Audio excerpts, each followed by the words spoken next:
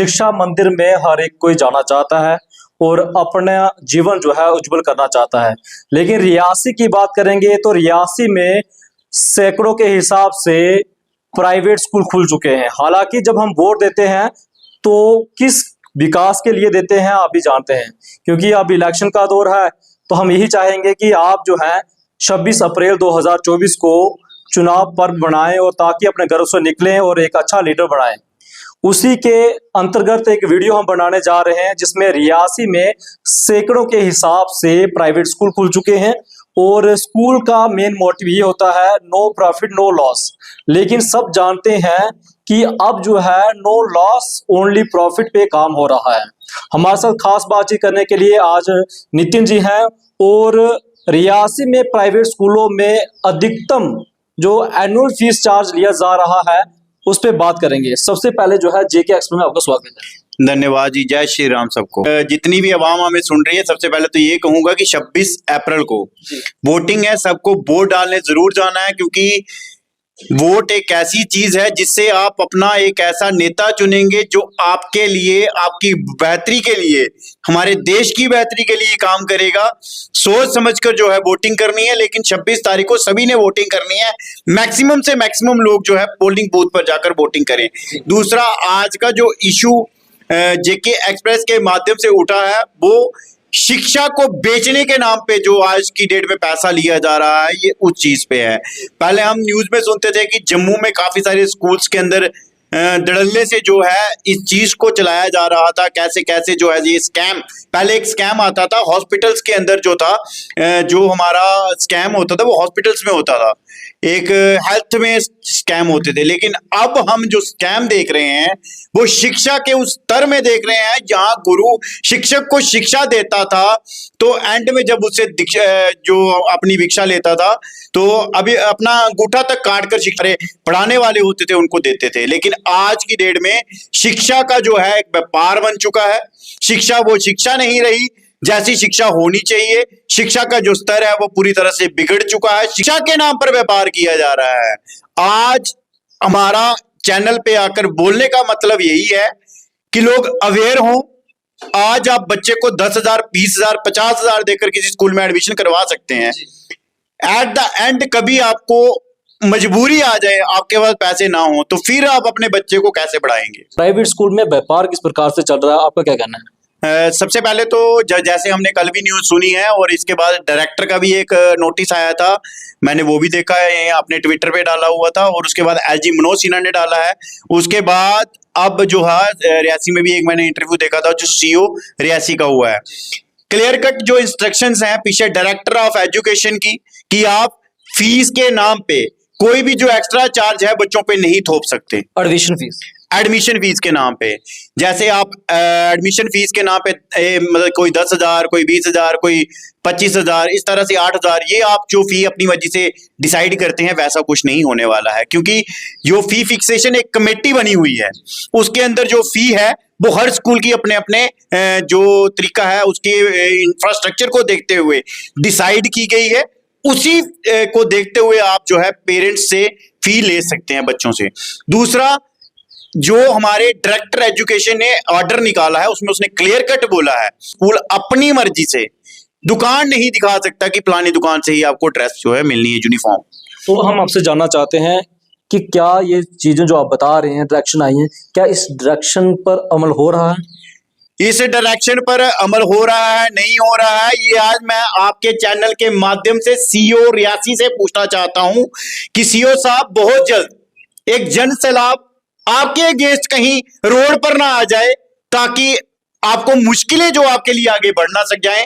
मैं आपको शरेआम बता रहा हूं कि आप जल्द से जल्द जो है स्कूलों के अंदर जाएं, क्या देखें वहां पे एनसीईआरटी की जो बुक्स हैं क्या वो स्कूल वाले लगा रहे हैं।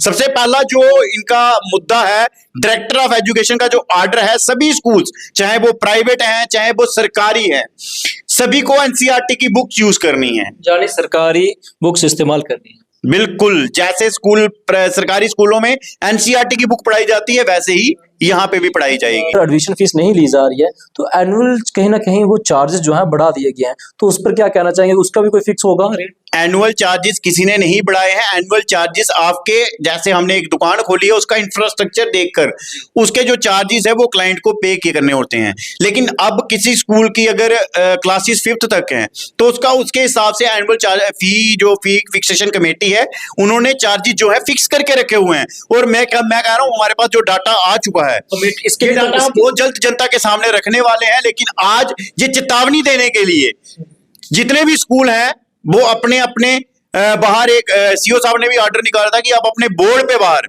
जो मेन आपका एंट्रेंस है, एंट्रेंस पे किसी बोर्ड पे आपने अपनी जो फी है जितनी आप ले रहे हो, चाहे एनुअल फी है, ट्यूशन फी है, जो भी फी आप अपने बच्चों को ले रहे हो बच्चों से, वो आप बाहर लगाएं ताकि बच्चों के पेरेंट्स को पता चले कितनी फी फिक्सेशन कमेटी ने, कितनी डायरेक्टर ऑफ एजुकेशन ने, और जो ऑर्डर है क्या उस ऑर्डर के तहत स्कूल वाले फीस ले रहे हैं कि नहीं ले रहे हैं। शुक्रिया माज़ बचकर। थैंक यू जी। बातें थोड़ा सा क्लियर कर दें कि 3 प्रकार की प्राइवेट स्कूल जो है फीस ले सकता है, जिसमें एनुअल चार्ज यानी सालाना फीस आपसे ले सकता है, और कितनी फीस ले सकता है वो कमेटी पूरी डिसाइड करती है।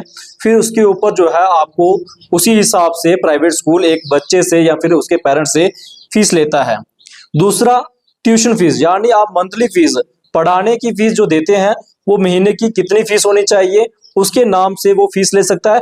हालांकि वो भी अप्रूवल चाहिए ताकि वो उतनी फीस बच्चे से या पेरेंट्स से ले पाए। तीसरी फीस जो आती है वो आती है ट्रांसपोर्ट, यानी आपने उस स्कूल का जो वाहन इस्तेमाल किया है उसका वो चार्जेस ले सकता है।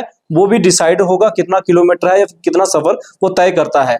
लेकिन आपको साफ तौर से बता दें कि जिला रियासी के अंदर जितने भी प्राइवेट स्कूल चल रहे हैं सैकड़ों के हिसाब से, वो जो है 5,000 से कम ही जो है एनुअल चार्जेस हैं।